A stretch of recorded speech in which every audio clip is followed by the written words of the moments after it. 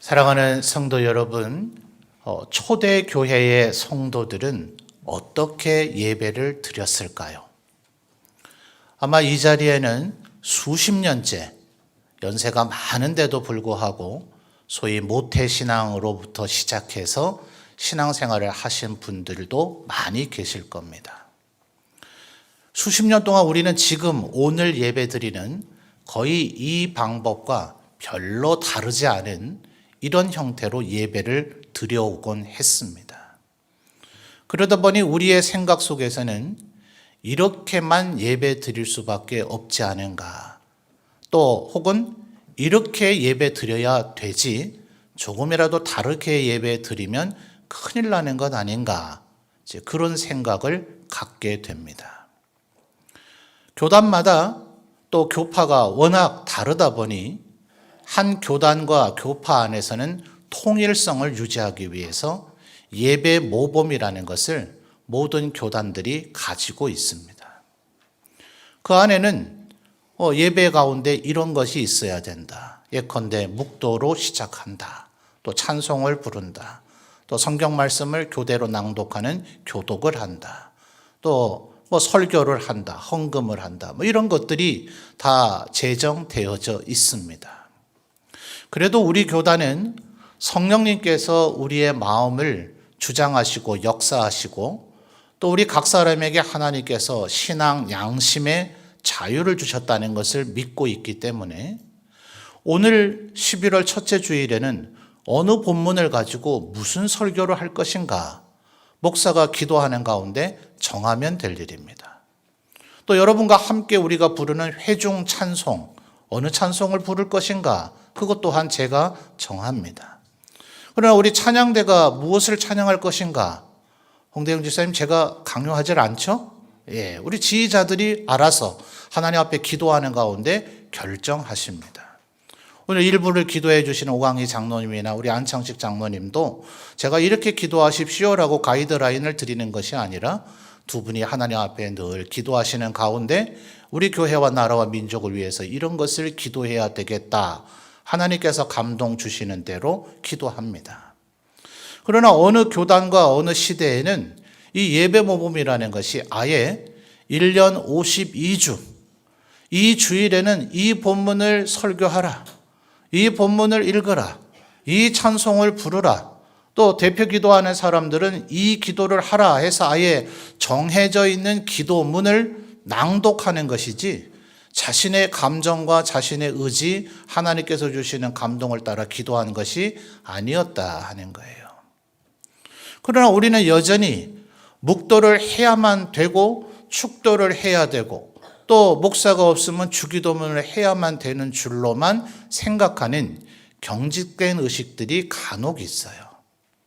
근데 초대교회는 과연 이렇게만 예배를 드렸겠는가 하는 것입니다. 그래서 성경을 바탕으로 해서 초대교회는 어떻게 예배드렸을까?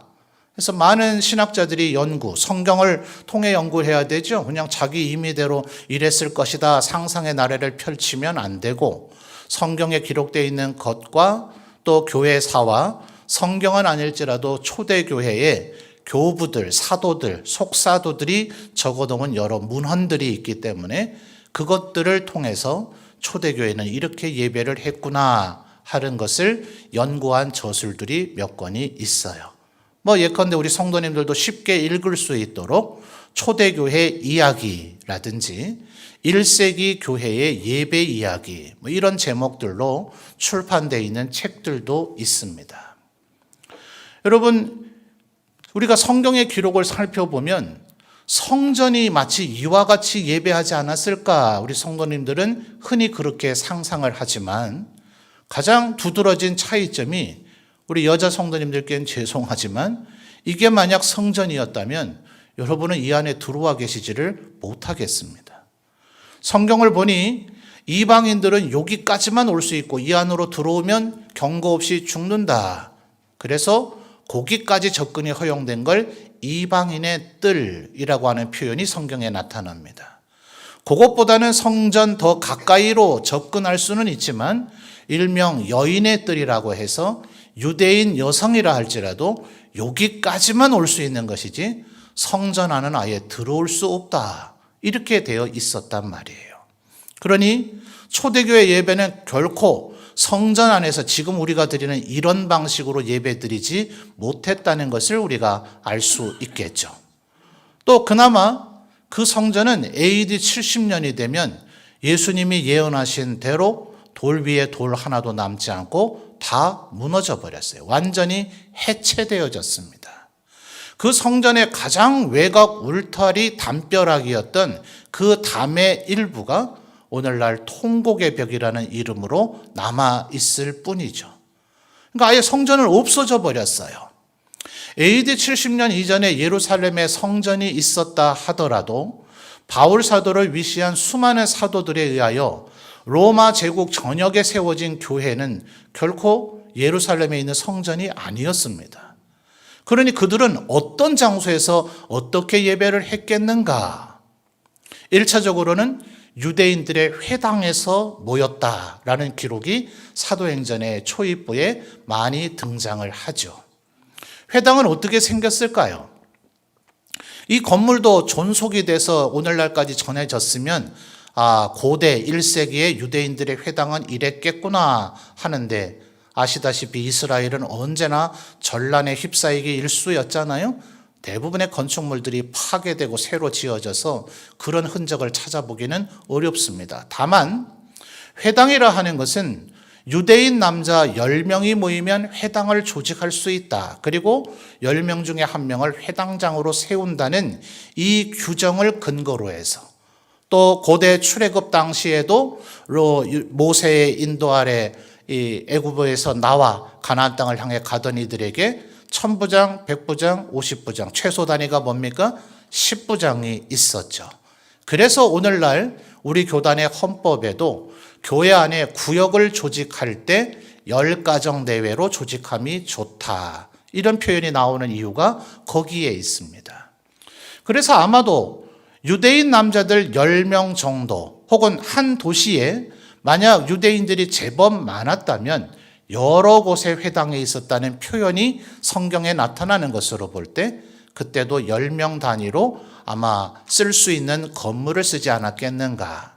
아마 우리 성도님들의 경험과 가장 흡사한 것은 아마 요즘도 우리 지역 어딘가에는 있을 수 있겠죠. 마을에 마을회관이라는 게 아직 있습니까? 제가 아버지가 경기도에서 농촌 목회하시던 중학생 시절에 그 마을에도 마을회관이 있어서 가끔 마을 행사를 거기에서 하더라고요. 그래서 그 행사에 저도 참여를 해보니 아버지께서 심호하시던 교회 공간보다 훨씬 작았습니다. 그러니까 아마 그런 정도의 형태가 유대인들의 회당과 흡사한 형태였을 겁니다. 아마 요즘으로 하면 평수가 좀 큰 평수에 사시는 가정에 거실 정도로 이해를 해도 될 것 같아요. 그래서 사도행전을 비롯한 신약 성경을 보면 어떤 교회를 지칭할 때 아무개의 집에 있는 교회라는 표현이 나타나죠. 대표적인 게 뭡니까? 빌립보 교회가 있도록 만들었던 그곳은 유대인이 없고 유대인의 회당이 없었는지라 바울 사도가 기도할 처소를 찾아 헤매다가 자주 옷감 장사하는 루디아의 집이, 이 자주색 옷감은 고가품이거든요. 그러니 부유한 상인이었고 집도 컸는지라 그 집을 예배 쳐서 모임의 장소로 쓰게 되었다 합니다. 그러니 흔히 우리가 에베소 교회, 빌립보 교회, 라우디게아 교회 이렇게 얘기하는 것은 오늘날의 점촌 제일교회, 신흥교회, 중앙교회 이런 한 건물의 교회가 아니에요. 문경이라고 하는 도시 안에 있는 가정 단위에 모여있던 모든 교회를 통칭해서 문경교회 이런 식으로 신약 성경에서는 불려졌더라 하는 거예요. 그러니 가정 단위의 교회에서는 어땠겠습니까? 서로가 어떤지를 속속들이 알게 되죠. 그리고 우리가 지금 드리는 예배처럼 묵도로 시작해서 축도로 끝나는 1시간 남짓 드리는 예배가 아니었다는 거예요. 심지어 예수님께서는 길을 걸어가면서도 말씀을 전하기가 일쑤였지 않아요? 길을 가다가 공중에 나는 새를 보거나 들에 핀 백합화를 보면 즉시 말씀하시잖아요. 자, 제자들아, 저기 피어있는 꽃을 봐라. 또 저기 날아다니는 새를 봐라. 저들은 누가 먹이지 않지만 하나님께서 저들을 먹이시지 않느냐. 이와 같이 너희도 하나님께서 먹이실 것이다. 또 길을 가다가 농부가 씨를 뿌리고 있습니다. 자, 저희 농부가 씨를 뿌리는 것을 잘 봐라. 일부는 길가밭에 떨어지고 일부는 돌짝밭에 일부는 가시덤불에, 그러나 옥토에 떨어진 씨앗만이 30배, 60배, 100배의 결실을 맺을 것이다. 예수님은 오히려 야외 현장에서 말씀을 나눴던 것이 훨씬 더 많더라 하는 겁니다. 그 정도입니까? 그 말씀을 듣다 보면 질문까지도 허용하셨어요. 감히 예수님께서 설교하는데 중간에 끊더란 말이에요. 예수님, 질문이 있는데요. 그 내용은 제가 이해가 안 됩니다. 그게 무슨 뜻입니까? 라는 것이 가능한 것이 예수님과 사도들의 모임이었다 하는 거예요. 간혹 제가 부교육자 시절에 교육부서에 유초등부든 중고등부든 청년부든 아직 교회 나온 지 얼마 안 된 아이들, 또 어린 아이들은 순수하잖아요. 뭐가 되는지 안 되는지 금지 조항도 잘 모르고 하니 설교 도중에 손을 드는 절차도 없어요. 그냥 불쑥 전도사님 그런 데 있잖아요. 이러면서 질문을 합니다. 교사 선생님들 맞죠? 지금도 아마 그런 아이들 우리 주일학교에도 간혹 있을 거예요. 작년 예배에는 거의 그런 경우가 없지만 제가 목회자 생활을 해오면서도 간혹 어떤 분이 용감하게 손을 들고 질문하는 분들이 있습니다. 그럴 때 성도님들의 표정을 보면 어쩌려고 그래? 저러다 지옥 가면 어떡하려고? 이런 느낌의 표정으로 쳐다보는 것을 바라보게 돼요. 그 전혀 문제가 사실은 없는 겁니다. 이 예배의 원활한 진행을 위해서 이 시간에는 주로 저 혼자 이렇게 설교와 강론을 하지만 사실은 묻고 답하고 질문하고 하는 형태로 하나님의 말씀을 알아가는 설교의 형태가 전혀 문제될 것이 없는 거예요. 그런데 문제는 왜 우리는 오늘날 이렇게 예배를 드리게 되었는가? 그것은 로마 콘스탄틴 황제가 기독교를 공인해 준 이후부터 이와 같은 예배 형태가 출현이 된 것이라고 교회 역사의 학자들은 대부분 봅니다. 자, 이전까지는 핍박을 당했기 때문에 그나마 루디아의 집 같은 곳에서 예배 드리면 그거는 아주 행복한 예배예요. 아주 심각한 상황은 어디서 예배 드렸다고요? 공동묘지 지하에 동굴을 파고, 지금 하마스가 그렇게 가자 도시 안에 지하 땅굴을 빠나타하지 않아요? 가끔 TV 화면에 나오시죠? 예, 바로 그런 공간에서 예배 드렸습니다. 카타콤을 한번 가보시게 되면 그거와 거의 흡사합니다. 공동묘지 지하예요. 시체 썩는 냄새가 나지 않았을까요? 불인들 제대로 킬 수 있었겠습니까? 오늘날 같이 환기가 제대로 될 수 있었을까요?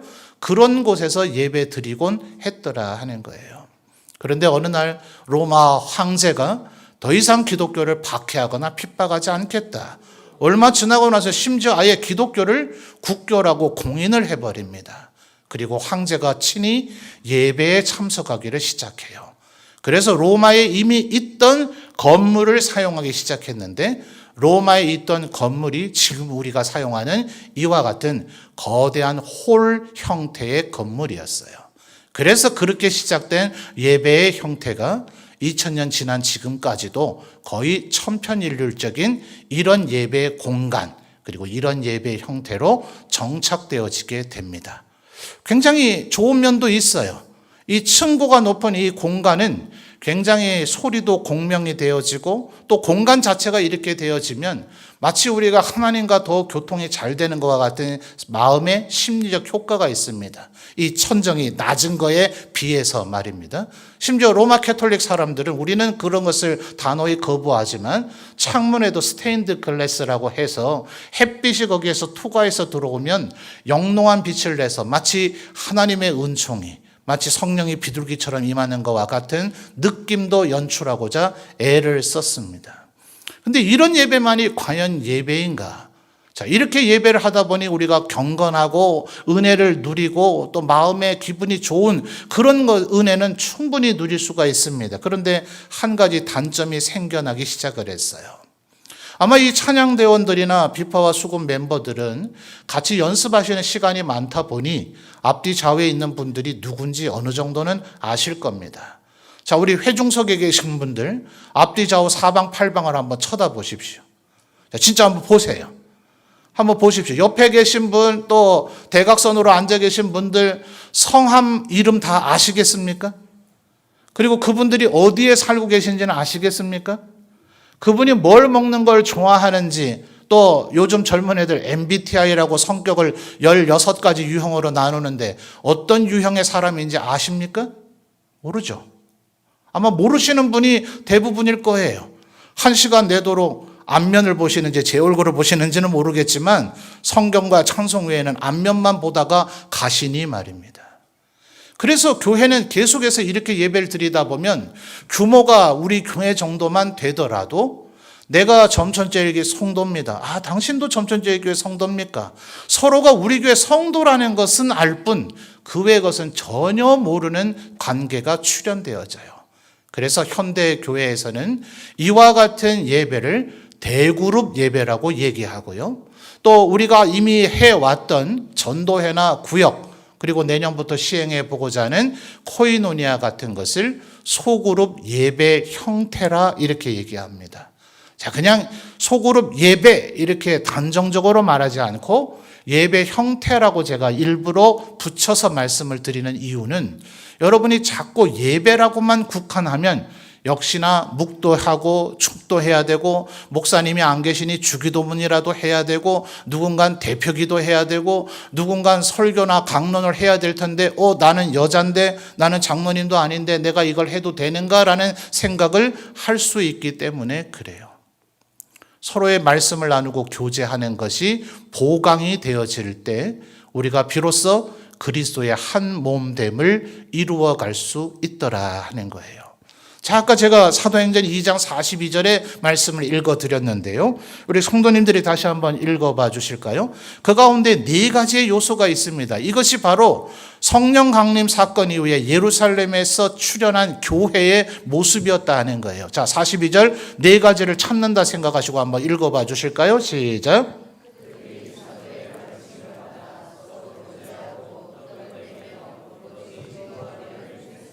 아멘. 4가지 찾으실 수 있겠죠. 첫째는 뭡니까?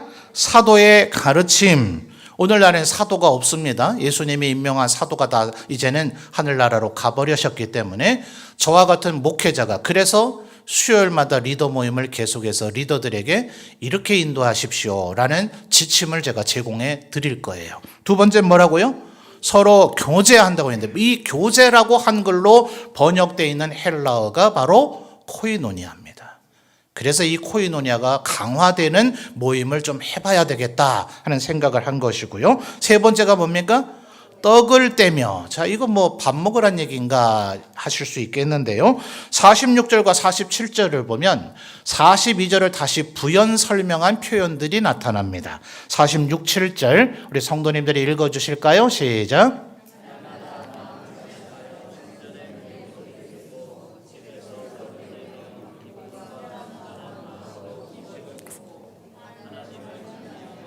또 온 백성에게 칭송을 받으니 주께서 구원받는 사람을 날마다 더하게 하시니라. 아멘. 자, 조금 더 부연 설명된 것이 나타나죠. 46절에는 보니 두 공간에서 모였다 하는 거예요. 첫째는 어디였습니까? 성전. 두 번째는 어디요? 집에서란 말이에요. 그래서 우리는 예배당에서 다 같이 모여 예배드리고 여러분의 가정에서 구역 예배를 드렸던 것인데 이제는 공간의 이 두 장소에만 국한되지 않고 어느 곳에서나. 그런데 46절을 보니 떡을 떼며가 중반절에 나타나고 하반절 마지막 두 단어가 음식을 먹고예요. 먹는 게 뭐 이리 중요하다고 두 번이나 말했을까요? 중반절에 나오는 떡을 떼면은 사실은 성찬을 염두에 둔 것이라고 신학자들은 봅니다. 그러니 42절의 이 표현도 성찬을 얘기한 것이라고 보는 것이 타당해요.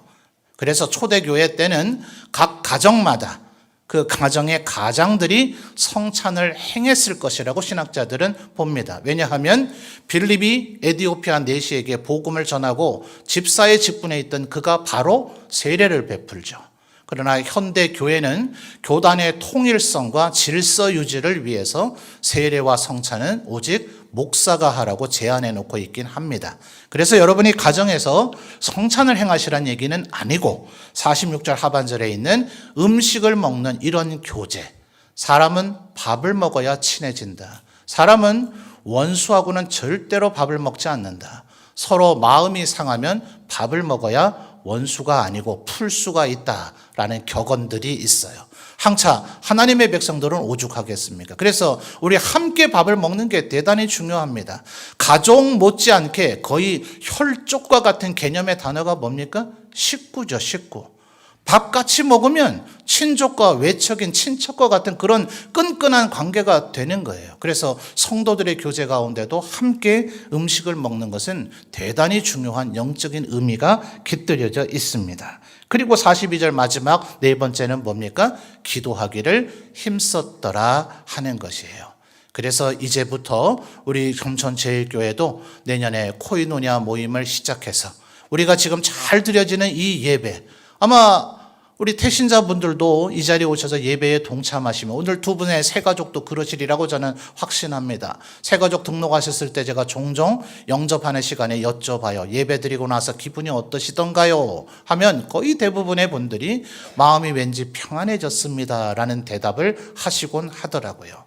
우리는 이 예배를 통해서 이미 하나님께 영광 돌리며 또 성도들이 많은 은혜를 이미 누리고 있으리라 생각합니다. 그러나 우리들이 온전한 그리스도의 몸 하나됨을 이루기 위해서 이미 구역과 전도에는 있지만 광고 시간에도 말씀드렸듯 사는 지역이 서로 전혀 다를 때, 또 나이 터울이 어느 정도 있을 때, 저분이 우리 교회에서 보기는 봤는데 이름조차 모르는 그분들과도 새로운 교제가 왕성하게 일어나서 우리 교회 성도가 몇 명이든 간에 그리스도의 몸됨을 이루어가는, 일체감을 이루어가는 우리 교회가 되기를 바랍니다. 모쪼록 성도님들 가운데 헌신된 마음으로 리더 훈련에 많이 동참해 주시고, 또 내년에 코이노니아 모임이 시작될 때에 성도님들도 적극적으로 동참하셔서 풍성한 교제 가운데, 코이노니아 가운데 하나님께서 주시는 은혜와 축복을 누리시는 우리 모든 성도들이 되시기를 바랍니다.